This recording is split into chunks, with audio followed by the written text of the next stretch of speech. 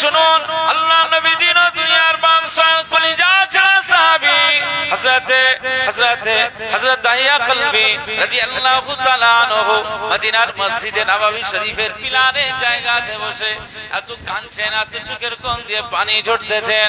আকা মাওলা রাসূলুল্লাহ সাল্লাল্লাহু আলাইহি ওয়াসাল্লাম সাহাবীদের চোখের এই পানি দেখে সহ্য করতে পারেন না। ওই দাহিয়া কলবিকে লক্ষ্য করে বললেন, হে আমার সাহাবী দাহিয়া কলবি রাদিয়াল্লাহু তাআলা আনহু, তোমার চোখে কেন পানি? তোমার চোখে কেন পানি? তুমি এত হাউমাউ করে কাঁদো কেন? তুমি এত জোরে জোরে কাঁদো কেন? না না, হযরত দাহিয়া কলবি রাদিয়াল্লাহু তাআলা আনহু বলেন, ইয়া রাসূলুল্লাহ, ইয়া হাবিবাল্লাহ, হুজুর এই দুনিয়ার জমিনে আমি যা অপরাধ করেছি, আমার এই অপরাধের কথা এখন মনে পড়ে যায়। আর আমার যখন অপরাধের কথা মনে পড়ে যায়, তখন আমি আমার মনটাকে শান্ত রাখতে পারি না। আমার মনের ভিতরে একটা কান্নার ঢেউ চলে আসে। ইয়া রাসূলুল্লাহ, ইয়া হাবিবাল্লাহ, আমার জীবনে এই ইসলাম কবুল করার পরে যখন ওই স্মৃতির কথা মনে পড়ে যায়, আমি দাহিয়া কলবে আমার ওই স্মৃতিটা যেন ভেসে ওঠে আর আমার চোখের কোণ দিয়ে পানি গড়িয়ে যায়। আকা মাওলা রাসূলুল্লাহ সাল্লাল্লাহু আলাইহি ওয়াসাল্লাম বলেন, এই দাহিয়া কলবে, জীবনে কি অপরাধ করেছো? হযরত দাহিয়া কলবে রাদিয়াল্লাহু তাআলা আনহু সেই সময় বলেছিলেন, ইয়া রাসূলুল্লাহ, ইয়া হাবিবাল্লাহ, হুজুর আমার জীবনে আমার আল্লাহ মেয়ে সন্তান দান করে দিয়েছিলেন। আর সেই সমস্ত মেয়েদেরকে তার মা কত আদর যত্নে বড় করেছিল।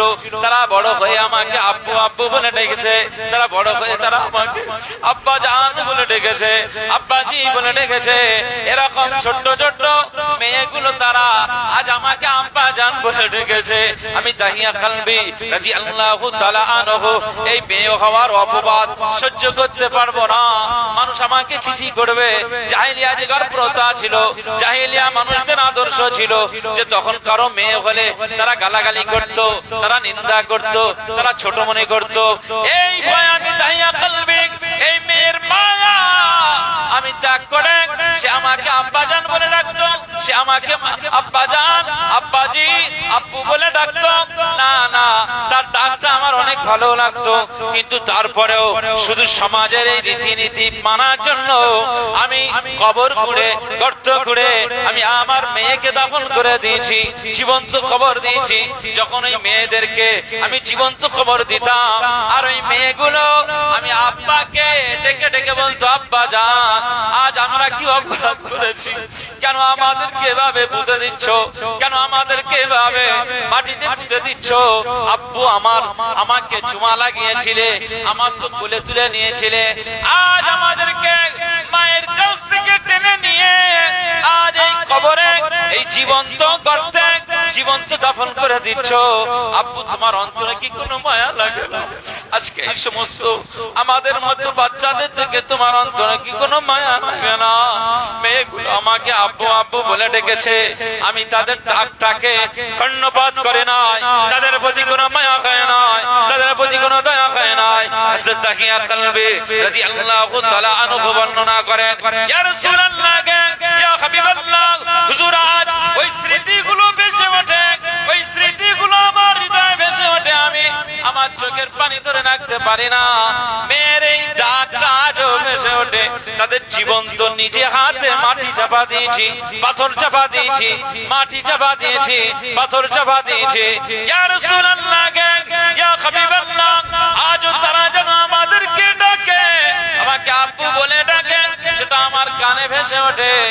আর ওই ভেসে ওঠা স্মৃতি মনে পড়ার সাথে সাথে আমার চোখ দিয়ে পানি গড়িয়ে যায়। আর আমার শুধু মনে হয় আমার আল্লাহ জীবনে হয়তো আমার আর গুনাহ মাফ করবে না, গুনাহ মাফ করবে না, গুনাহ মাফ করবে না। এই ভয়ে আমার চোখ দিয়ে পানি গড়িয়ে যায়। কিয়ামতের ময়দানে আমার এই ছোট্ট ছোট্ট বাচ্চাগুলোকে আমার আল্লাহ জিজ্ঞাসা করবেন, আমার আল্লাহ দরবারে বাচ্চাগুলো বাপের বিরুদ্ধে নালিশ করবেন। কিয়ামতের ময়দানে আমি বাপ আসামি হয়ে যাব। আর কিয়ামতের ময়দানে আমার আল্লাহ পাক আমার উপরে নারাজ হয়ে যাবে, আমি নাজাত পাবো না, নাজাত পাবো না। এই ভয় আমার চোখ দিয়ে পানি গড়িয়ে যায়, পানি গড়িয়ে যায়।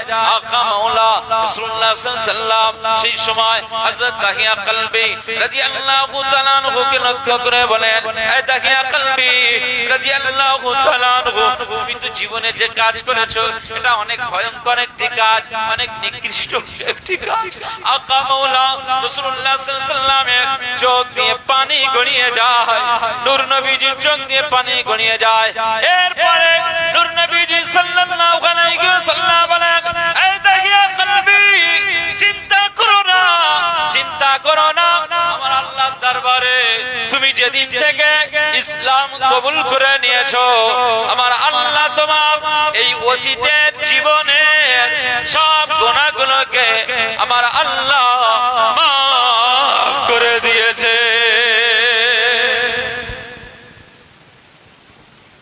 বলবেন না রাসূলুল্লাহর দরবারে গিয়ে যেতেন সাহাবীরা গুনাহ মাফ, কিসের আশায়? গুনাহ মাফ, অপরাধ থেকে বাঁচার জন্য তারা এভাবে চলে যেত। এই ১৫০০ বছর পরে আজকে এই অঙ্গদবেড়িয়া গ্রামের মানুষ, আপনারা বলুন, এখন আমাদের অপরাধ, আমাদের গুনাহ হয়ে গেলে আমরা এখন নবীজির দরবার আর পাবো? তাকে আর জীবদ্দশায় পাবো? সাহাবীরা যেমনটি পেয়েছিলেন আমরা কি পাবো? পাবো না। রাসূলুল্লাহ বলেছে যে আমার ইন্তেকালের পরে, আমার ওয়াফাতের পরে তোমাদের দুইটা জিনিস রেখে যাচ্ছে, শুধু এই দুইটা জিনিস আঁকড়ে ধরে চলবে। তারাকতু ফীকুম আমরাইন লান তাজিল্লু মা তামাসসাকতুম বিহিমা কিতাবাল্লাহি ওয়া সুন্নাত রাসূলিহি। আমি দুইটা জিনিস, এক কোরআনুল কারীম, অপরদিকে আরেকটি হাদিসের বাণী তোমাদের জন্য দান করলাম। এই দুটো জিনিস আঁকড়ে ধরে চললে আমি নূর নবীজি জানিয়ে দিলাম তোমাদের কেউ পথভ্রষ্ট করতে পারবে না। একবার জোরে বলুন সুবহানাল্লাহ। আর নূর নবীজির এই কথা মোতাবেক আজকে হাদিসের কিতাবগুলো খুলুন, কিতাব বলছে যে দুনিয়ার জমিনে গুনাহ মাফের, যদি গুনাহ হয়ে যায়, গুনাহ মাফের আশায় আপনি কোন জায়গায় যাবেন? আপনি কোন জায়গায় যাবেন? না, আজকে এই দক্ষিণ অঙ্গদবেড়িয়া গ্রামের এই বার্ষিক ইসালে সওয়াব এই মাহফিলে আপনি চলে যান। আপনার গুনাহ হয়ে গেছে, এই গুনাহ মাফের জন্য ওই মাহফিলে নামাজি মুসল্লিরা রয়েছে, ওই মাহফিলে রোজাদারেরা রয়েছে, ওই মাহফিলে ঈমানওয়ালারা রয়েছে, ওই মাহফিলে বাংলার আলেম উলামারা আছেন, ওই মাহফিলে ফুরফুরা শরীফের পীর সাহেব পীরজাদারা আছেন, ওই সমস্ত মাহফিলে বুজুর্গ ব্যক্তিরা আসেন, ওই মাহফিলে দোয়া হয়, ওই মাহফিলে সুবহানাল্লাহ হয়, ওই মাহফিলে আলহামদুলিল্লাহ হয়, ওই মাহফিলে আল্লাহর দরবারে ইস্তিগফার করা হয়। ওই মাহফিলে বসলে রাসূলুল্লাহ বলেছেন যে তোমার গুনাহ আমার আল্লাহ মাফ করে দেবে। একবার জোরে বলুন সুবহানাল্লাহ। কোন জায়গা বসে? বর্তমান সময়ে দুঃখের বিষয়, আফসোসের বিষয়, ছেলেদের কাছে, আমাদের নতুন জেনারেশনদের কাছে কোরআনের থেকে পাবজির ভালোবাসাটা বেশি। কোরআনের থেকে, কোরআনের মজলিসের থেকে, নামাজের কাতারের থেকে আমাদের ফ্রি ফায়ারের মহব্বতটা বেশি। এই কোরআনের মাহফিলের থেকে আমাদের কেরাম বোর্ডের আসরটা বেশি পছন্দ।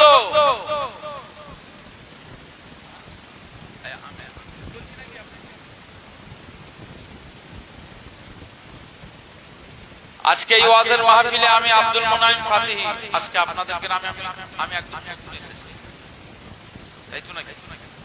আপনাদের সাথে আমার দুশমনি আছে নাকি? আপনি আমার চাচাজি হন, মানে আমার আব্বা সমতুল্য আপনার, আর আমি আপনাদের ছেলের পুত্র। আবার যুবক ভাই যারা আছেন তাদের কাছে আমি ভাইয়ের। এখানে আপনি আমার দুশমন নই, আর আমিও আপনার দুশমন নই। তারপরেও ইসলামের সুমহান আদর্শ রক্ষার্থে আমাদের নতুন প্রজন্মদের আলোর পথে ফিরিয়ে আনার জন্য, হেদায়েতের জন্য এই ইসলামের এই ওয়াজের মাহফিলে এসে যদি একটু দ্বীনের হক কথাগুলো যদি না বলি, তাহলে আমাদের ছেলেরা তারা কি হেদায়েতের নূর পাবে, দেখতে পাবে? এই হেদায়েতের কথা বলতে যে, হক কথা বলতে যে, মনে রাখবেন, হয়তো আপনাদের এখানের গ্রামের ছেলেদেরও অনেকের গায়ে লেগে যেতে পারে, পারে না? তাহলে এই ক্ষেত্রে আপনারা যারা শ্রোতা চাচাজিরা এসেছেন, রাগ করবেন নাকি? রাগ করবেন, কারণ রাগ যদি একান্তই রাগ করে ফেলে, ভালো করে বুঝবেন, কোন বক্তা যদি ইসলামের কোন কথা, হক কথা আপনাদেরকে বলেছেন, আর সেই কথাটা দেখা গিয়েছে যে আপনাদের মতের বিপক্ষে, অর্থাৎ হকটা ইসলামের কথা, হকটা আমার আল্লাহর কথা, কোরআনের কথা, এই কথাটা আপনার যখন পছন্দ হচ্ছে না, আপনি একটু রেগে গেলেন, মনে রাখতে হবে আপনার এই রাগটা আল্লাহর উপরে যাচ্ছে, আপনার এই বিপক্ষ মতটা কিন্তু আল্লাহর বিপক্ষে মতে চলে যাচ্ছে। তাহলে কি হবে? গুনাহ হবে। যখন আমি হকের কথা বলবো, দ্বীনের কথা বলবো, তখন মেনে নিতে হবে যে হ্যাঁ, আমাদের এটা ভুল হচ্ছে, ঠিক ঠিক। আজকে এই যুব সমাজ পাবজি, ফ্রি ফায়ার, তাস, পাশার, ক্যারাম বোর্ড, লুডো নিয়ে ব্যস্ত। যে সময়টা নিজেদের বাঁচার অস্তিত্বের লড়াইয়ের, নিজেদের অস্তিত্বের বাঁচার লড়াইয়ের মধ্যে পড়ে গেছে,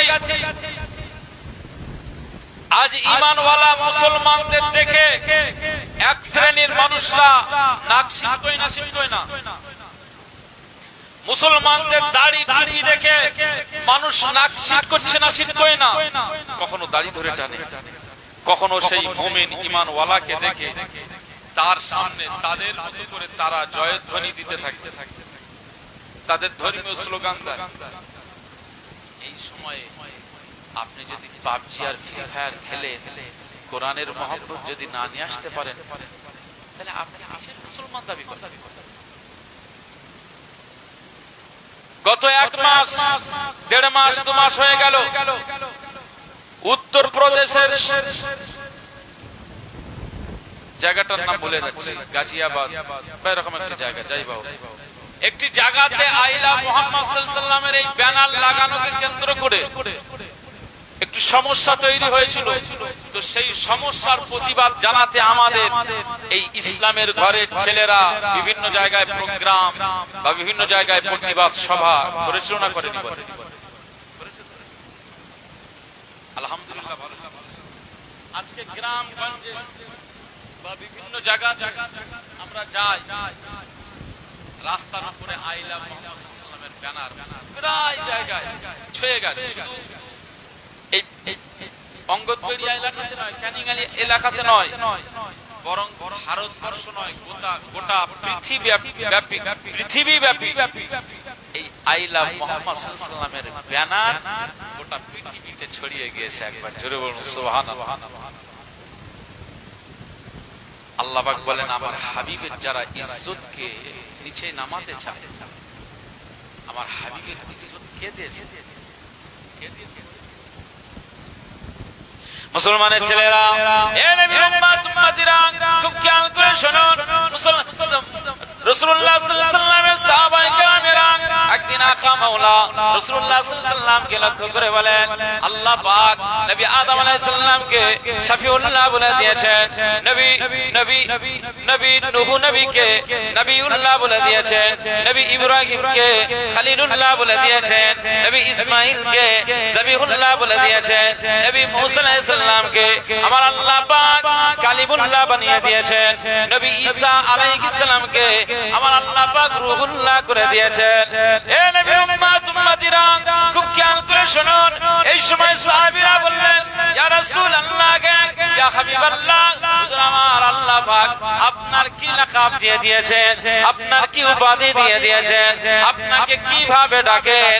এই সময় নূর নবীজি বলেছিলেন, হে আমার সাহাবীরা, আমি রাসূলুল্লাহ সাল্লাল্লাহু আলাইহি ওয়াসাল্লাম জানিয়ে দিলাম, আমার আল্লাহ পাক নবী আদম আলাইহিস সালামকে শফিউল্লাহ বলে দিয়েছেন, নবী নূহ আলাইহিস সালামকে আমার আল্লাহ নবিউল্লাহ বলেছেন, নবী ইব্রাহিম আলাইহিস সালামকে খলিলুল্লাহ বলেছেন, নবী ইসমাঈল জবিহুল্লাহকে আমার আল্লাহ জবিহুল্লাহ বানিয়ে দিয়েছেন, নবী মূসা আলাইহিস সালামকে আমার আল্লাহ পাক কালিমুল্লাহ বানিয়ে দিয়েছেন, নবী ঈসা আলাইহিস সালামকে আমার আল্লাহ রূহুল্লাহ বানিয়ে দিয়েছেন।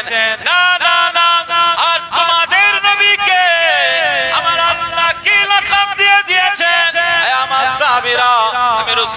সাল্লাল্লাহু আলাইহি সাল্লাম জানিয়ে দিলাম আমার আল্লাহ পাক তোমাদের নবীজিকে হাবিবুল্লাহর মাকাম দিয়েছে। ছেড়ে বলবেন না সুবহানাল্লাহ। তোমাদের নবীজিকে আমার আল্লাহ হাবিবুল্লাহ বলে ডাকে। হাবিব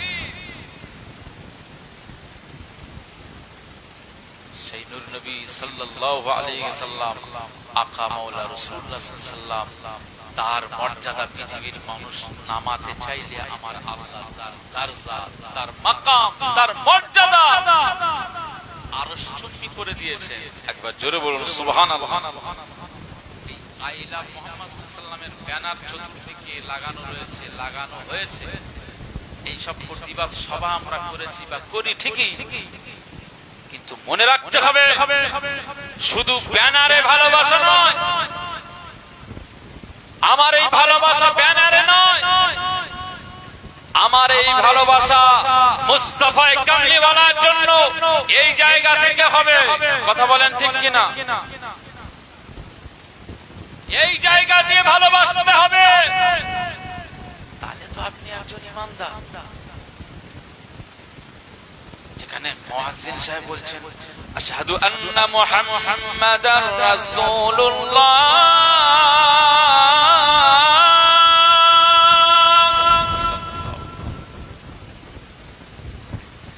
আশহাদু আন্না মুহাম্মাদার রাসূলুল্লাহ,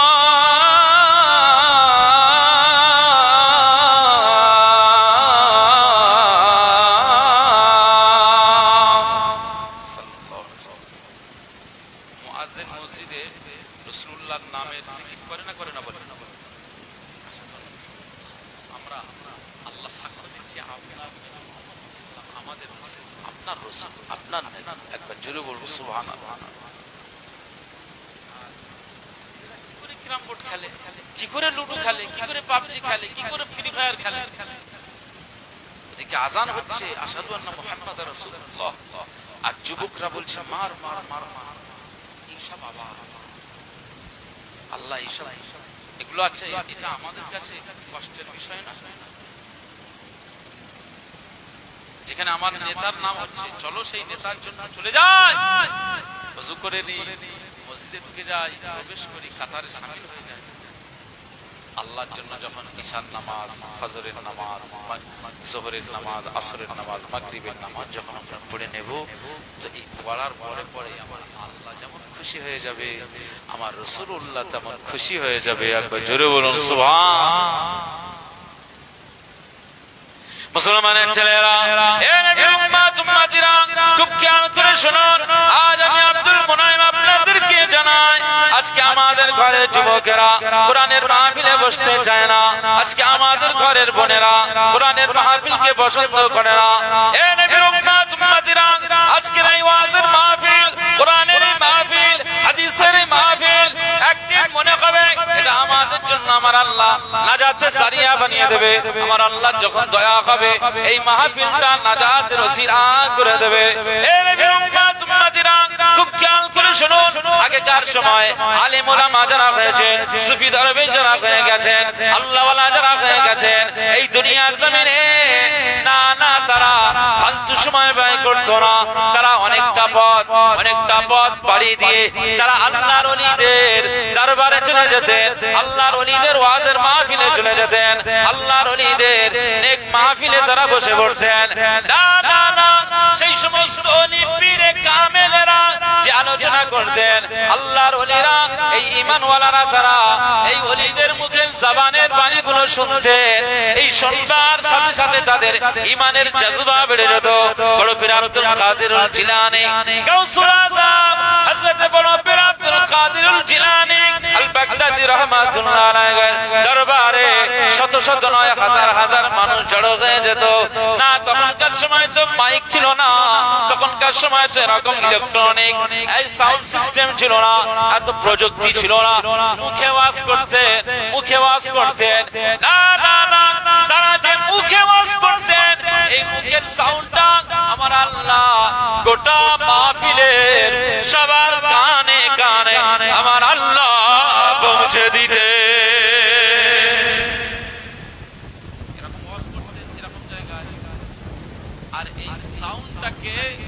গোটা মাহফিলে হাজার হাজার মানুষ, পিছনে অনেক লম্বা, সেখানে বড় পীর সাহেব হুজুরের এই সাউন্ড, এই আওয়াজ তাদের কানে আল্লাহ পৌঁছে দিতেন। আজকে আমাদের থেকে 150 বছর আগে চলে যান, 100 বছর আগে চলে যান, 100 বছর আগে চলে যান। মুজাদ্দিদুজ্জামান হযরত দাদা হুজুর পীর কেবলা রহমাতুল্লাহ আলাইহি, তিনি আমাদের এই জমিনে ফুরফুরা দরবার শরীফে জন্মগ্রহণ করেছেন।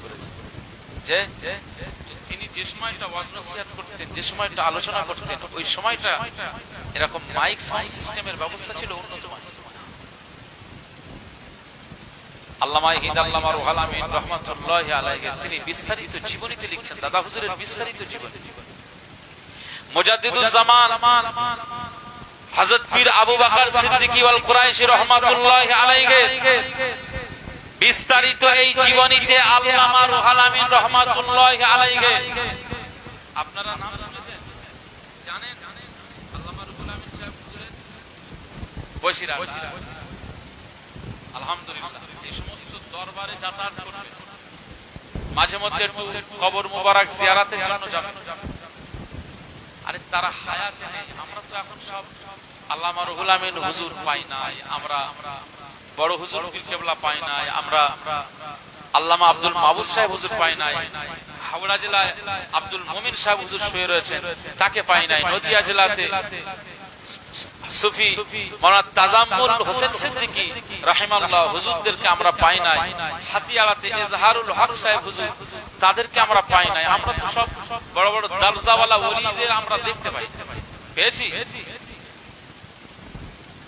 এই ঘুটিয়ারি দরবার শরীফে মুবারক আলী শাহ হুজুর শুয়ে রয়েছে, আমাদের ভাঙড়ের শাহ সৈয়দ আসগর আলী সাহেব রহমাতুল্লাহি আলাইহি শুয়ে রয়েছে, ক্যানিং এর হযরত মাস্তানজি রহমাতুল্লাহ আলাইহি শুয়ে রয়েছে। চোখে দেখেছি, চোখে দেখি, কিন্তু আমাদের কাজ হচ্ছে মাঝে মধ্যে জিয়ারত করা, জিয়ারতে ফায়দা আছে, আল্লাহর ওলিদের কবর মোবারক জিয়ারতে ফায়দা আছে। আপনার নসিব যদি আল্লাহ বুলন্দ করে দেন, তো স্বপ্নে ঘুমের ভিতর কোনদিন ওই ক্যানিং এর মাস্তানজি হুজুর, ওই ঘুটিয়ারি সৈয়দ মুবারক আলী শাহ গাজী রহমাতুল্লাহ আলাইহি বসিয়াটা আল্লামা রুহুল আমিন সাহেব হুজুর, মুজাদ্দিদুজ্জামান আবু বকর সিদ্দিক রহমাতুল্লাহ আলাইহি, খাজা গরিবে নওয়াজ, বড় পীর সাহেব, সাহাবীরা, এমন কি যদি সেই রকম আপনার ঈমানের পাওয়ার বাড়ে, আমলের পাওয়ার বাড়ে, তো আমার আল্লাহ চাইলে আপনার নেতা, আপনার শাফাআতের কান্ডার হাবিবুল্লাহ নবী জনাবে মুহাম্মদ রাসূলুল্লাহ সাল্লাল্লাহু আলাইহি ওয়াসাল্লামের দিদার আমার আল্লাহ স্বপ্নের ভিতরে নসিব করে দেবে। একবার জোরে বলুন সুবহানাল্লাহ। সেই দরজাওয়ালা হতে পারে। আজকে সেই সমস্ত মানুষ হারিয়ে গেছে। মুসলমানের ছেলেরা, এ নবীর উম্মত উম্মতিরা, খুব খেয়াল করে শুনুন, বসিয়াটা আল্লামা রুহুল আমিন রাহমাতুল্লাহ আলাইহি, মুজাদ্দিদুজ্জামান হযরত পীর আবু বকর সিদ্দিক রাহমাতুল্লাহ আলাইহি বিস্তারিত জীবনী লিখেছেন, তার পীরের জীবনী লিখেছেন। এই পীরের জীবনীর মধ্যে তিনি বলেছেন, না আমার পীর, আমার শায়েখ মুজাদ্দিদুজ্জামান হযরত আবু বকর সিদ্দিক ওয়াল কুরাইশি রাহমাতুল্লাহ আলাইহি, তিনি যখন বাংলাদেশ, আসামে, বিহারে আর ত্রিপুরাতে আর বাংলার জমিনের বিভিন্ন জায়গাতে, যখন বাংলাদেশের পাবনা, সাতক্ষীরাতে আর বাংলাদেশের বিভিন্ন ডিস্ট্রিক্টে, বিভিন্ন জেলাতে যখন তিনি ওয়াজের মাহফিলে চলে যেতেন, আমার দাদা পীর, আমার পীর, আমার মুর্শিদ মুজাদ্দিদুজ্জামান যখন যে মজলিসে হাজির হয়ে যেত, আমি আব্দুল মুনাইম এখানে এসেছি, আর এখানে আরো হুজুররা আসবেন, আরো আলেম উলামারা আসবেন, এখানে কতজন মানুষ হতে পারে? আমি ধরেই নিলাম 500 কি 1000 জন হতে পারে। না না, আল্লামা রুহুল আমিন রাহমাতুল্লাহ আলাইহি বলেন, আমার পীরকে আমার আল্লাহ এত দরজা দিয়ে দিয়েছেন, আমার পীরকে আমার আল্লাহ এত মর্যাদা দিয়ে দিয়েছেন, আমার পীরকে আমার আল্লাহ এত মার্তবা দিয়ে দিয়েছেন। আমার পীর আবু বকর সিদ্দিক আল কুরাইশি রাহমাতুল্লাহ আলাইহি যেখানে ওয়াজের মাহফিলে যাবে, সেই জায়গায় 40-50 হাজার মানুষ ওয়াজের মাহফিলে হাজির হয়ে যেত। বলবেন না সুবহানাল্লাহ? 30-40 হাজার 50 হাজার মানুষ সেই জামানায় দাদা হুজুরের ওয়াজের মাহফিলে হাজির হতো। দাদা হুজুর পীর কেবলা ওয়াজ করতেন এরকম মাইকে না মুখে? মুখে। মাইকের ব্যবস্থা নয়, মুখে ওয়াজ করতেন। আল্লামা রুহুল আমিন রাহমাতুল্লাহ আলাইহি বলে, এই যে 30,000 40,000 20,000 মানুষ যখন জড়ো হতো, কতটা ময়দান হতে হবে চিন্তা করেন, কতটা এরিয়া হতে হবে। এখানে মুখে কথা বললে পিছনের মানুষগুলো শুনতে পাবে। আমি যদি মাইক ছাড়াই কথা বলি না, পিছনে অনেক ভাইরা আছেন শুনতে পাবে। আল্লাহ মুজাদ্দিদুজ জামানকে আলা করে দিয়েছে। দাদা হুজুর পীর কেবলাকে আমার আল্লাহ আমাদের জন্য বড় নিয়ামত আর রহমত করে দিয়েছে। সুবহানাল্লাহ বলে, জোরে বলুন সুবহানাল্লাহ। মুসলমানের ছেলেরা, এ নবী উম্মত উম্মতিরা, খুব খেয়াল করে শোনো।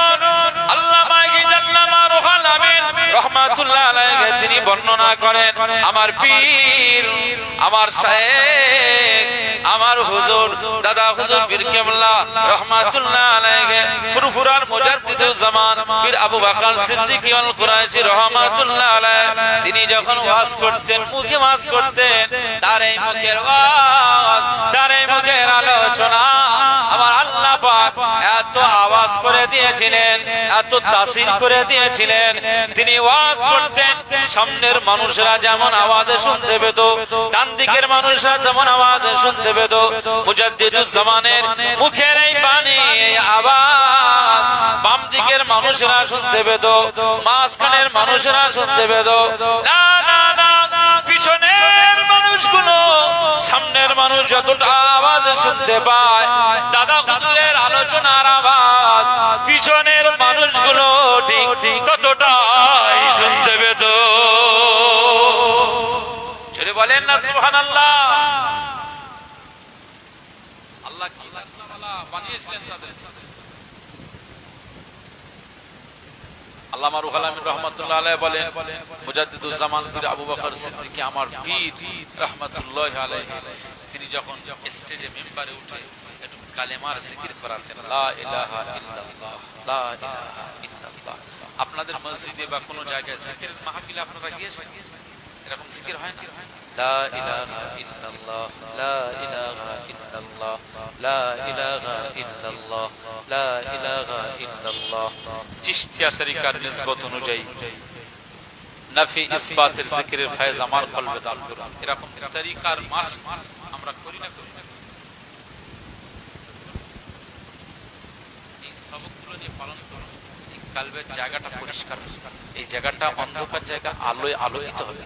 এই জায়গাটা নোংরা ময়লা পড়ে রয়েছে, এটাকে সাফ হয়ে যাবে। আমার আল্লাহ আপনার জন্য জামা কাপড়ের ময়লা সাফের জন্য সাবান আর সার্ফের যেমন ব্যবস্থা করেছে, ঠিক আপনার চরিত্রের ভিতরে কলবের ঘরটা আমার আল্লাহ আপনার কাজের দ্বারাতে, চলাফেরার দ্বারাতে, ওঠা বসা দ্বারাতে গুনাহের কারণে কলবের ঘরটা ময়লা হয়ে যায়, নোংরা হয়ে যায়, জং ধরে যায়।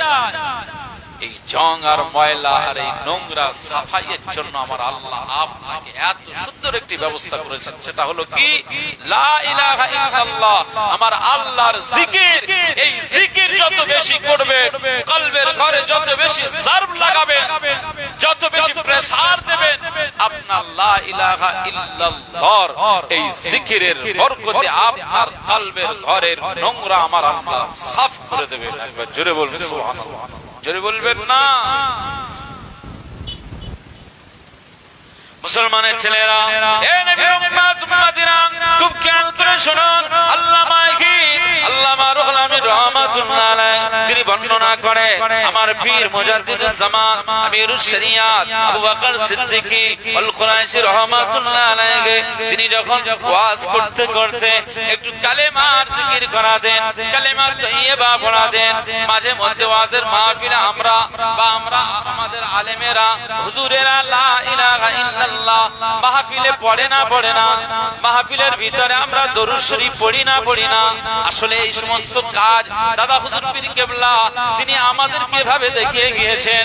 রাসূলুল্লাহ সাল্লাল্লাহু আলাইহি ওয়াসাল্লামের ওয়াজের মাহফিলকে তোমরা সাজাও যেমন লাইট দিয়ে সাজানো হয়েছে, ফুল দিয়ে সাজানো হয়েছে, নূর নবীজির দরুদ পড়ে এই মাহফিলকে সাজাও। যদি দরুদ বেশি মাহফিলে পড়ো, আমার আল্লাহ পাক এই দরুদের বরকতে আজকের এই মাহফিলটাকে আমার আল্লাহ কবুল করে নেবে। ছেড়ে বলবেন না। এই জন্য ওয়াজের মাহফিলে এগুলো সব আমরা দাদা হুজুর পীর কেবলার থেকে পেয়ে গেছি, পীর মাশায়েখদের থেকে পেয়ে গেছে। ওয়াজের মাহফিলে দরুদ কালেমার জিকির, এই কালেমার জিকির দাদা হুজুর কেবলা করতেন। আল্লামা আলামের হুজুর বলছেন, যখন মুজাদ্দিদুজ জামান পীর আবু বকর সিদ্দিকী আল কুরাইশি রাহমাতুল্লাহ আলাইহি যখন এই কালেমার বাণী পড়াতেন, তো আমি লক্ষ্য করে দেখেছি, আমি রুহুল আমিন রাহমাতুল্লাহ আলাইহি আমি নিজে লক্ষ্য করে দেখেছি, হাজার হাজার মানুষের মুহূর্তের মধ্যে চোখের কোণ দিয়ে অটোমেটিক পানি গড়িয়ে যায়, অশ্রু চোখের কোণ দিয়ে বেরিয়ে যায়। তারা আল্লাহর দিওয়ানায় ফানা হয়ে যায়। মুসলমানের ছেলেরা, এ নবীর উম্মত উম্মতিরা, খুব খেয়াল করে শুনুন। দুনিয়া আমরা জানা নামাজ আদা করি, এই নামাজে কোনো ফানাফিল্লাহ হতে পারে না, এখনো সেই আমাল করতে পারে না যে আমলের দ্বারা ফানাফিল্লাহ হয়ে গেছে, আল্লাহর দিওয়ানায় মশগুল হয়ে গেছে। এরকম এখন আমল আমাদের দ্বারা হয় নাই। আমরা শুকনো নামাজি, শুকনো ইবাদত গুজার, শুকনো রোজাদার, সেইভাবে আমরা ইবাদত করতে পারি নাই। যে ইবাদতে চোখ দিয়ে পানি বের হয়ে যায়, যে ইবাদতে আল্লাহর জন্য চোখ দিয়ে পানি বের হয়ে যায়, এরকম ইবাদত এখনো করতে পারি নাই। না না, আল্লামা রুহুল আমিন হুজুর বলেন, মুজাদ্দিদুজ জামান পীর আবু বকর সিদ্দিকী ওয়াল কুরাইশি রাহমাতুল্লাহ আলাইহি তিনি যখন ওয়াজ করতেন, এই ওয়াজ শুনে হাজার হাজার শ্রোতারা তারা আল্লাহর জন্য ফানাফিল্লাহ হয়ে যেত। ছেড়ে বলবেন না সুবহানাল্লাহ। তারা ফানাফিল্লাহ হয়ে যেত সেই ওয়াজের মাহফিলে। তারা আল্লাহকে পাওয়ার জন্য যত গুন্ডা, বদমাশ, চোর, চিটিংবাজ, ধাপ্পাবাজ, তারা কি করত? তারা দাদা হুজুর পীর কেবলার ওয়াজ শুনে এসে হাতে বায়াত হয়ে যেত, মুরিদ হয়ে যেত, খলিফা হয়ে যেত। একবার জোরে বলুন সুবহানাল্লাহ। আর আমরা ওয়াজ শুনছি যা আছে, এই ওয়াজ শোনার পরে যদি আল্লাহর ভয় যদি না আসে, কি হলো? এই নসিহত শুনবার পরে, নসিহত হবার পরে সেই বেনামাজি তো বেনামাজি, সেই মসজিদের কাতারে যেগুলো মানুষ তো সেইগুলো মানুষ, আর বাড়তে না, বাড়ছে না। আপনি কি দোষ দেবেন এই ওয়াজের মাহফিলে? না, দোষ এখানে নয়। এই মাহফিলের এই সত্তাটা ভালো, জায়গাটা ঠিক আছে, উসুল ঠিক আছে। খারাপ তো আমি, খারাপ তো আপনি। এই ছেলেরা, বাবারা, কথা বলো না বাবা, বলো একটু দরুদ শরীফ। আল্লাহুম্মা সাল্লি আলা সাইয়্যিদিনা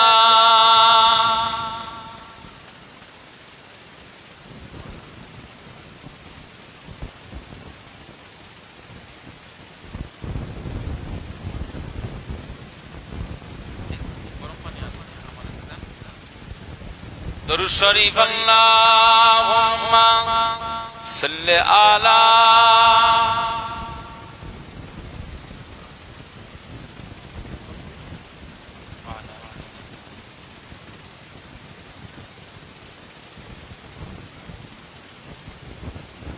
আমার মরণ যদি হয় সোনার মদিনায়, আমার দাফন যদি হয় নূরের মদিনায়, ওই মদিনার ধুলাবালি লাগবে আমার গায়ে। মরণ যদি হয় সোনার মদিনায়, আমার দাফন যদি হয় নূরের মদিনায়।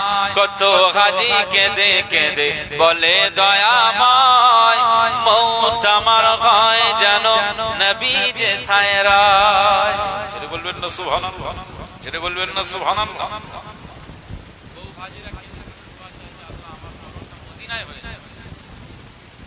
মদিনার মর্যাদা আল্লাহ দিয়েছে না দেয়নি?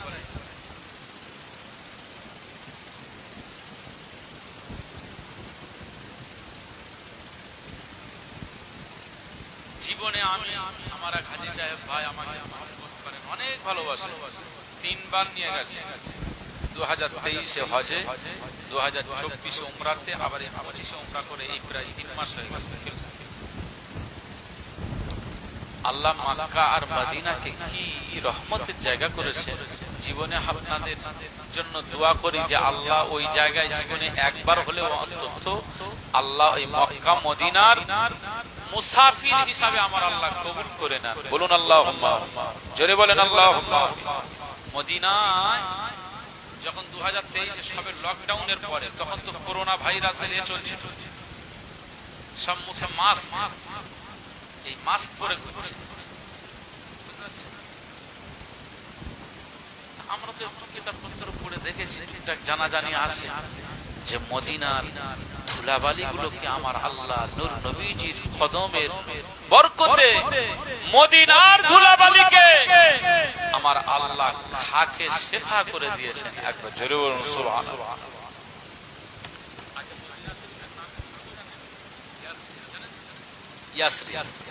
ইয়াসরিব মানে হচ্ছে অলক্ষণে, লোহিত সাগরের পাশ দিয়ে রাস্তা, ওই রাস্তা দিয়ে মানুষ ব্যবসা বাণিজ্যের জন্য শাম দেশ, সিরিয়া দেশে যাতায়াত করতেন। বাইরের মানুষরা আসতেন, কিন্তু ইয়াসরিবে তারা ঢুকত না। ইয়াসরিব নগরে তারা ঢুকত না। কেন জানেন? কারণ এর একটা ইতিহাস হচ্ছে এই যে ওই জায়গাটাকে এমন একটি জায়গা, আমার আল্লাহ ওই জায়গাকে নোংরা জায়গা, মানে ভাইরাসের জায়গা করে রেখেছে। যে কোনো ভাবে মানুষ ওখানে ঢুকতো আর রোগ নিয়ে বাড়ি আসতো। মানুষ ওই ইয়াসরিব নামের ওই জায়গাতে যেত, আছে পঙ্গু হয়ে যেত, বসন ধরে যেত, এরকম শরীরে রোগ শোক হয়ে যেত। কথা বুঝতে পারছেন? ইয়াসরিব নামের এই জায়গাতে কেউ যেত না, অলক্ষণের জায়গা বলতে। মুসলমানের ছেলেরা, এই নবীর উম্মত উম্মতিরা, খুব খেয়াল করে শুনুন, এই ইয়াসরিব নামের জায়গাটাকে আজ আমার আল্লাহ রহমতের জায়গা করে দিয়েছে। কার ওসিলাতে? না আমাদের নূর নবীজি, মা আমিনার কলিজার টুকরা, মা আমিনার সন্তান ইমাম হাসানাইনের নানা জান, মা ফাতেমার আব্বা জান, নানা হাউজে কাউসারের শাফা, হাউজে কাউসারের ডিপার্টমেন্টের অধিকারী আমার নূর নবীজি হযরত মুহাম্মদ মুস্তাফা সাল্লাল্লাহু আলাইহি ওয়াসাল্লামকে আমার আল্লাহ এত মর্যাদা দান করেছেন, এত ইজ্জত দান করেছেন। আকা মাওলা রাসূলুল্লাহ সাল্লাল্লাহু আলাইহি ওয়াসাল্লাম 622 খ্রিস্টাব্দে মক্কার জমিন থেকে ওই ইয়াসরিব নামের জায়গায় যখন ঢুকে পড়েছে, আকা মাওলা রাসূলুল্লাহ সাল্লাল্লাহু আলাইহি ওয়াসাল্লামের এই ইয়াসরিবে প্রবেশের সাথে সাথে ওই জায়গাটার নাম চেঞ্জ হয়ে যায়, জায়গাটার নামের পরিবর্তন হয়ে যায়। নূর নবীজির ইজ্জতের খাতিরে আমার আল্লাহ ওই জায়গাকে মদিনাতুল মুনাওয়ারা করে দিয়েছে। মুসলমানের ছেলেরা কি ব্যাপার বলছেন?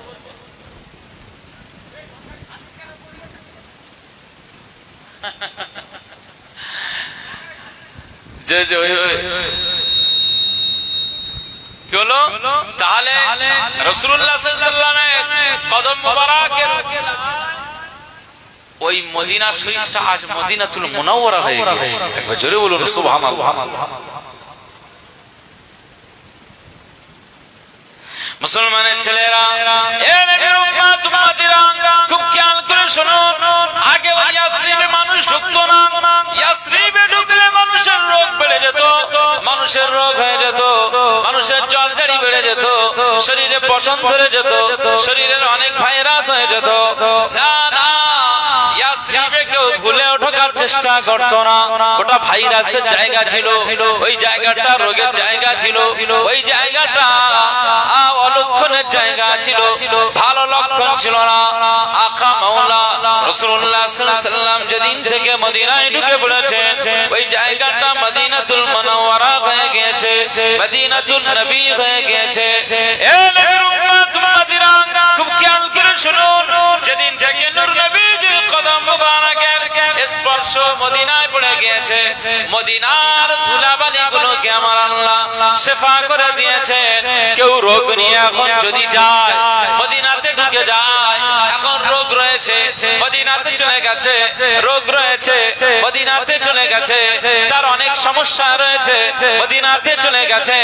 না না না, আমার আল্লাহ পাক মদিনার মাটিকে এখন, মদিনার ধুলাবালিকে এখন আমার আল্লাহ শেফার অধিকারী করে দিয়েছেন। নূর নবীজির কদমের স্পর্শে, নূর নবীজির ছোঁয়ার বরকতে আজ ওই ধুলাবালি একজন রোগীর গায়ে যদি লেগে যায়, ওই রোগীটাকে আমার আল্লাহ ভালো করে দেবে। ছেড়ে বলবেন না, ছেড়ে বলবেন না সুবহানাল্লাহ। তা আমি যে 2023 গিয়ে দেখছি মাস্ক পরে ঘুরতে চাই বলে, ও হাজী সাহেব এখানে করোনা ভাইরাস চিন্তা করতেছেন, মাস্ক খুলে বলে রাসূলুল্লাহর কদম লাগা এই ধুলোবালি গুলোকে আপনার চোখে মুখে লাগা, আপনার শ্বাস নিঃশ্বাসের মধ্যে দিয়ে যাক, পেটের ভিতরে যাক, মাথায় চলে যাক, ভিতরের রোগ শোক আমার আল্লাহ এই নূর নবীজির বরকতে আমার আল্লাহ আপনাকে শেফা করে দেবে। একবার জোরে বলুন সুবহানাল্লাহ। এর নাম হচ্ছে মদিনা। তো বহু মানুষ মদিনাতে ইন্তেকাল চায় যে আল্লাহ আমার মদিনায় মরণ দাও, মদিনাতে মরণ। মদিনায় যদি মরণ হয়ে যায়, মদিনায় যদি ইন্তেকাল হয়ে যায়, মদিনায় যদি দাফন হয়ে যায়, আর জানবেন মদিনায় দাফন হওয়া মানে একজন মানুষ, সাধারণ মানুষ হোক আর আলেম মানুষ হোক, যেই হোক না কেন, মদিনায় ইন্তেকাল হয়ে গেলে তার দাফনটা জান্নাতুল বাকিতে হয়ে যাবে, জান্নাতুল বাকিতে হয়ে যাবে। ওই জান্নাতুল বাকিতে 10,000-এরও বেশি, হাজার হাজার সাহাবীদের কবর মুবারক রয়েছে। আম্মা জান ফাতিমা রাদিয়াল্লাহু তাআলা আনহার কবর মুবারক, আম্মা জান আয়েশা সিদ্দিকা রাদিয়াল্লাহু তাআলা আনহার কবর মুবারক রয়েছে। আম্মা জান হালিমাতুস সাদিয়া রাদিয়াল্লাহু তাআলা আনহার কবর মুবারক রয়েছে। ওই কবর মুবারকে ইমাম হাসান রাদিয়াল্লাহু তাআলা আনহু শুয়ে রয়েছেন। ওই কবর মুবারকে সাদ বিন আবি ওয়াক্কাস রাদিয়াল্লাহু তাআলা আনহু শুয়ে রয়েছেন। ওই কবর মুবারকে হযরত উসমান গনি রাদিয়াল্লাহু তাআলা আনহু এই সমস্ত সাহাবীরা শুয়ে রয়েছেন। যে জান্নাতুল বাকি কবরস্থানে সাহাবীরা শুয়ে রয়েছেন, আমার নূর নবীজি মাঝে মাঝে মাঝে মাঝে জান্নাতুল বাকির কিনারায় দাঁড়িয়ে দাঁড়িয়ে সাহাবীদের কবর জিয়ারতে তিনি মশগুল হয়ে যেতেন। ছেড়ে বলবেন না। রাসূলুল্লাহ সাল্লাল্লাহু আলাইহি ওয়াসাল্লাম সাহাবীদের কবর জিয়ারত করতেন, কাঁদতেন। ওই কবর মুবারকে আমার রাসূলুল্লাহ সাল্লাল্লাহু আলাইহি ওয়াসাল্লাম বলেছেন, কিয়ামতের ময়দানে যেদিন যেদিন যেদিন ওয়াইযাল কুবুর বু'সিরাত, কিয়ামত যেদিন শুরু হয়ে যাবে, কবর ফেটে যাবে না, যাবে না? এবার শুনেছেন তো আপনারা, কোরআনের আয়াতের কথা বলছি। ইযাস সামাউ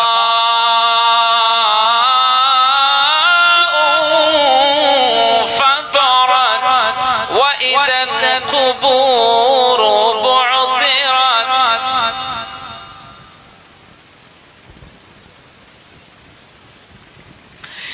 ইযাস সামাউ ফাতারাত ওয়া ইযাল বিহারু ফুজ্জিরাত ওয়া ইযাল কুবুর বু'সিরাত। বলুন আল্লাহু আকবার। জোরে বলেন আল্লাহু আকবার। আল্লাহ পাক বলেন যে ইযা সামাউ ফাতারাত, আসমান ভেঙে যাবে, আসমান ভেঙে যাবে। ওয়া ইযাল বিহারু ফুজ্জিরাত, আর সমুদ্রের উচ্ছ্বাস, সুনামির নাম শুনেছেন? সুনামি, সমুদ্রের উচ্ছ্বাস এত বাড়বে গোটা দুনিয়া ডুবে যাবে। আর এই পাহাড় পর্বতগুলো চুলো যেমন ধুদুড়িরা যেমন এতে দেয় না, আপনার ওই চুলোগুলো পরিষ্কার করে, পাতলা ফিনফিনে করে, ওর ময়লা সাফ করে, চুলো যেমন ওড়ে, এই পর্বতগুলো সব উঠতে থাকবে।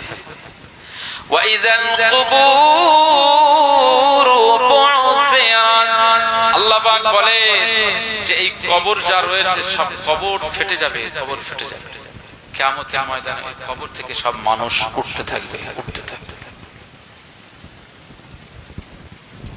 তাহলে দুনিয়ার জমিনে কবর, কোটি কোটি মানুষের কবর আছে না নেই বলে? সব কবর ফেটে উঠবে। এখন কোন গ্রামের কবর আগে ফাটবে, কোন জায়গার কবর আগে ফাটবে, কোন গ্রামের কবর আগে ফেটে সেখান থেকে মানুষগুলো উঠবে? আপনার এই দক্ষিণ অঙ্গদবেড়িয়া গ্রাম থেকে, না আমাদের অনন্তপুর গ্রাম পোলেরহাট, না তালদি এলাকা থেকে? না, এটা ভারতবর্ষ নয়, পাকিস্তান, বাংলাদেশ নয়, জার্মান, জাপান, নেপাল, ভুটান নয়, পৃথিবীর কোন দেশ থেকে আগে কবর ফাটবে না। আগে সর্বপ্রথম যে কবর মোবারক ফেটে যাবে, সেই কবর মোবারক থেকে আগে উঠবেন সেটি হচ্ছে আমাদের নূর নবীজি হযরত মুহাম্মদ সাল্লাল্লাহু আলাইহি ওয়াসাল্লামের ওই রওজা আকদাস কবর মোবারকটা আগে ফেটে যাবে, এবং তারপরে ওই জান্নাতুল বাকি কবরস্থান, মদিনা শরীফের ওই জান্নাতুল বাকি কবরস্থানটা আগে ফাটবে। একবার জোরে বলুন সুবহানাল্লাহ। মুসলমানের ছেলেরা, এর উম্মত উম্মতিরা, খুব খেয়াল করে শুনুন। ওই মদিনায় যারা কবর হয়ে গেছে, মদিনায় যাদের দাফন হয়ে গেছে, মদিনায় যাদের দাফন হয়ে গেছে, যাদের কবর হয়ে গেছে, সাহাবীদের এই কবর জান্নাতুল বাকি কবর মোবারকে যারা শুয়েছে, আমার আল্লাহ পাক তাদের কি দরজা দিয়েছে। আকা মাওলা রাসূলুল্লাহ সাল্লাল্লাহু আলাইহি ওয়াসাল্লাম বলেন, জান্নাতুল বাকি কবর মোবারক থেকে যারা হাসরের ময়দানে উঠবে, আমার আল্লাহ তাদের সবাইকে নাজাত দরজা করে দেবে। ছেড়ে বলবেন মদিনার ইন্তেকাল হলে কি হবে? জান্নাতুল বাকিতে আপনার দাফন হবে। আপনার সবচেয়ে স্পেশাল অফার, ভালো একটা বেনিফিট পাবেন কি? কিয়ামতের ময়দানে নাজাতের দরজা পেয়ে যাবেন। একবার জোরে বলুন সুবহানাল্লাহ। ওই অফারটা কিন্তু এই গ্রামে মূল্য হবে, আমার গ্রামে মূল্য হবে। আল্লাহ মদিনার এই দরজাকে, মাকামটাকে বুলন্দ করে দিয়েছে। এই জন্য বহু মানুষ দোয়া চায়, আল্লাহ আমার যেন মদিনায় ইন্তেকাল হয়, আমার যেন মদিনায় ইন্তেকাল। আমার মরণ যদি হয় সোনার মদিনায়, আমার দাফন যদি হয় নূরের মদিনায়, ওই মদিনার ধুলাবালি লাগবে আমার গায়ে। মরণ যদি হয় সোনার মদিনায়, আমার দাফন যদি হয় নূরের মদিনায়। কত হাজি কেঁদে কেঁদে বলে দয়াময়, মৌত আমার হয় যেন নবী যেথায় রায়। বলবেন না সুবহানাল্লাহ? জোরে হয় না? কত হাজি কেঁদে কেঁদে বলে দয়াময়, মৌত আমার হয় যেন নবী যেথায় রায়। মৌত আমার হয় যেন নবী যেথায় রায়। তার সুপারিশ পেলে পরে, তার সুপারিশ পেলে পরে জান্নাত নসিব হয়।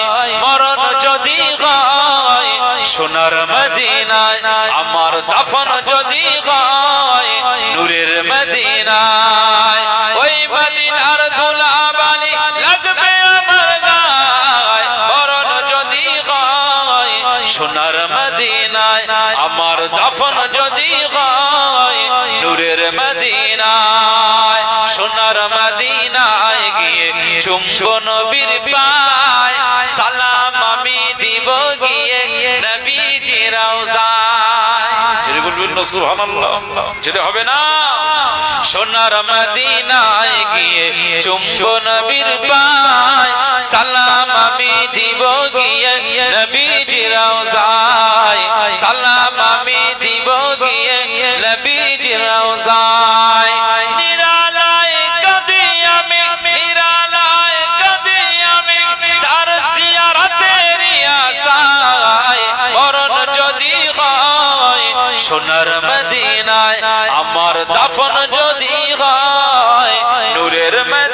মদিনায় আমার মরণ যদি হয়, সোনার মদিনায় আমার দাফন যদি হয়, নূরের মদিনায় ওই মদিনার ধুলা বালি লাগবে আমার গায়ে, মরণ যদি হয়, সোনার মদিনায় আমার দাফন যদি হয়, নূরের মদিনায়।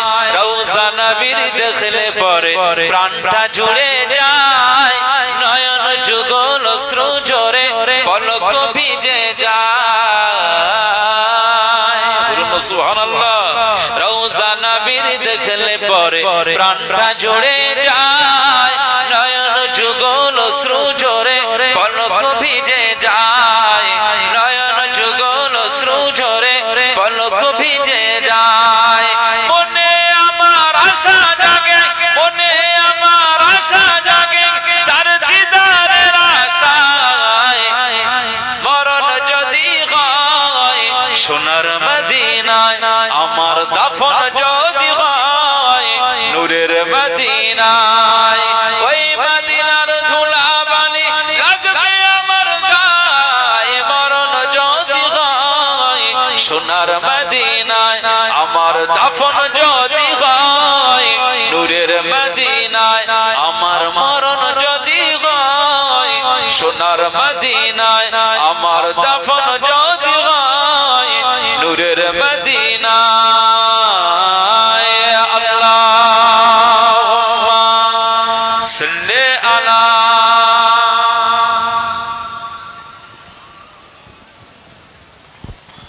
ওয়া আলা আলি সাইয়্যিদিনা।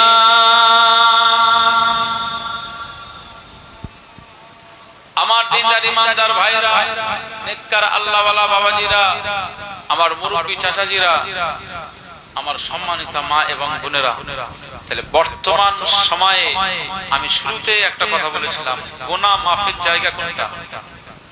এইটা। গুনাহ মাফের জায়গা কোনটা? মসজিদের কাতার। এখন আপনি ১৫০০ বছর পরে এসে আমার নবীকে সচক্ষে দেখতে পাবেন না? সাহাবীরা গুনাহ হয়ে যেত, রাসূলুল্লাহর দরবারে গিয়ে হাজির হয়ে যেত, মদিনার মসজিদে নববী শরীফের মাহফিলে গিয়ে বসে যেত, আমার গুনাহটা মাফ হবে কি করে? তারা এই আকুতি মিনতি জানাতে। এই ১৫০০ বছর পরে আমাদের অনেক গুনাহ হয়ে গেছে, অনেক অপরাধ হয়ে গেছে। এবারে মাফ চেয়ে নিতে হবে, গুনাহ মাফ করে নিতে হবে। এই গুনাহ মাফ করে নেবার সবচাইতে উৎকৃষ্টতম মাহফিল হচ্ছে কোরআন ও হাদিসের এই মাহফিল, জিকিরের মাহফিল, আল্লাহ আল্লাহ রাসূলের এই মাহফিল। একবার জোরে বলুন সুবহানাল্লাহ, জোরে বলুন সুবহানাল্লাহ, নারায়ে তাকবীর। মুসলমানের ছেলেরা, এ নবীর উম্মত উম্মতিরা, খুব খেয়াল করে শুনুন, এই সমস্ত মাহফিল আর মাজলিস গুলো আমার আল্লাহ দারজা ওয়ালা করে দিয়েছে। মুজাদ্দিদুজ জামান পীর আবু বকর সিদ্দিক ওয়াল কুরাইশি রাহমাতুল্লাহ আলাইহি, তিনি যখন ওয়াজের মাহফিলে যেতেন, আল্লামা আল্লামা রুহুল আমিন রাহমাতুল্লাহ আলাইহি তিনি বর্ণনা করেন, আমি দেখেছি, আমি নজরে দেখেছি, বহু চোর গুন্ডা বদমাইশ ডাকাতের দলেরা তারা আমার পীরের হাতে এসে বায়াত হয়ে যেত, তওবা করে নিত, পীরের হাতে বায়াত হয়ে মুরিদ হয়ে যেত, আর পীর তাদেরকে সবক দিত, সবক দিত, সবক দিত, জিকির করো চিশতিয়া তরিকার, জিকির করো কাদেরিয়া তরিকার, জিকির করো নকশবন্দিয়া তরিকার, জিকির করো মুজাদ্দিদিয়া তরিকার, আর 5 ওয়াক্ত নামাজ আদা করো, সুন্নাতের पैरवी করো না, মুখে দাড়ি চাঁচবে না, মুখে দাড়িটা সুন্নতি দাড়ি রেখে দাও। এভাবে দাদা হুজুর পীর কেবলা তিনি জনগণদেরকে, মুরিদদেরকে যারা বায়াত হয়ে যেত তাদেরকে এভাবে সবকের প্রদান করত, সবকের নির্দেশ দিয়ে দিত। এ নবীর উম্মত উম্মতিরা, খুব খেয়াল করে শুনুন, আকা আল্লামা রুহুল আমিন রাহমাতুল্লাহ আলাইহি তিনি বর্ণনা করেন, মুজাদ্দিদুজ জামান আমার পীরের হাতে চোর বদমাশ গুন্ডারা, চোর চিটিং বাজেরা, তারা যখন মুজাদ্দিদুজ জামানের হাতে বায়াত হয়ে যেত তাদেরকে সবক দিত, নামাজের কথা বলতো, তাদেরকে সবক দিত, জিকিরের কথা বলতো। তারা যখন এই সবক নিয়ে নিজে নিজে আমলে বাস্তবায়ন করত, আমাল করে নিত, সকাল সন্ধ্যায় জিকিরের মাহফিলে বসে যেত, নিজে নিজে মুরাকাবা মুশাহাদা করত, মুজাহাদা করত। আল্লামা রুহুল আমিন হুজুর বর্ণনা করেন, না না, আমার পীরের হাতে পায়া খাওয়া সমস্ত চোর গুন্ডা বদমাশ ডাকাতেরা এই তওবা করার পর থেকে পীরের নির্দেশ মেনে আমল করার কারণে আমার আল্লাহ তাদেরকে জগতের ওলি বানিয়ে দিত। আমার আল্লাহ তাদেরকে ওলি বানিয়ে দিয়েছে। আজকে সেই মুজাদ্দিদুজ জামান দাদা হুজুর পীর কেবলা রহমাতুল্লাহ আলাইহির রেখে যাওয়া এই সমস্ত ওয়াজের মাহফিলে যদি আমরা যোগদান করি, আমরা এই সমস্ত মাহফিলে যদি আসি, তো আমরাও আল্লাহর ওলি হয়ে যাব আল্লাহ যদি চান, যদি ঠিকঠাক ভাবে আমরা জীবন করব। রাজমিস্ত্রি কি একদিনে কন্যা ধরে নিতে পারবে? আগে লেবারের বালি বও, আগে সিমেন্ট গোলা শেখো, আগে মশলা তৈরি করো, লেবারের কাজ করো, তারপরে হেড মিস্ত্রি তার হাতে বলবে এই কন্যিকটা নিয়ে ওইটা ঠিক করে দে। এই আস্তে আস্তে আস্তে আস্তে মিস্ত্রি পরিশ্রমের প্রয়োজন আসে না নাই জুড়ে বল। হ্যাঁ,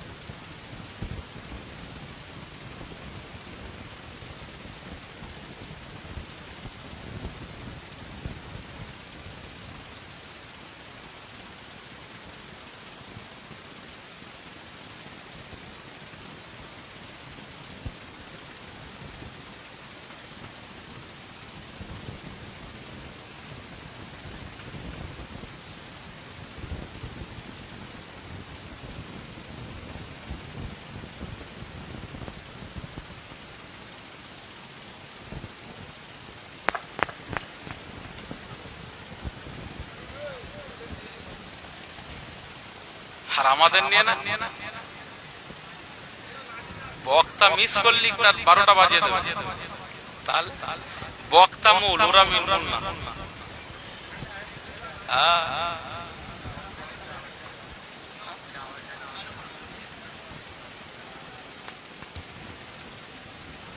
হ্যাঁ হ্যাঁ হ্যাঁ,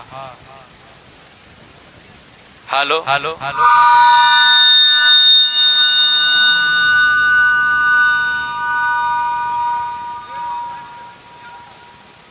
হ্যালো হ্যালো,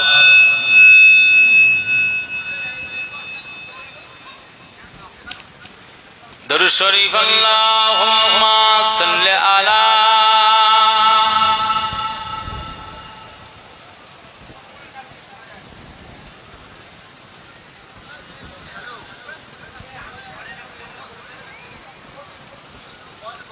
দরুদ শরীফ আল্লাহুম্মা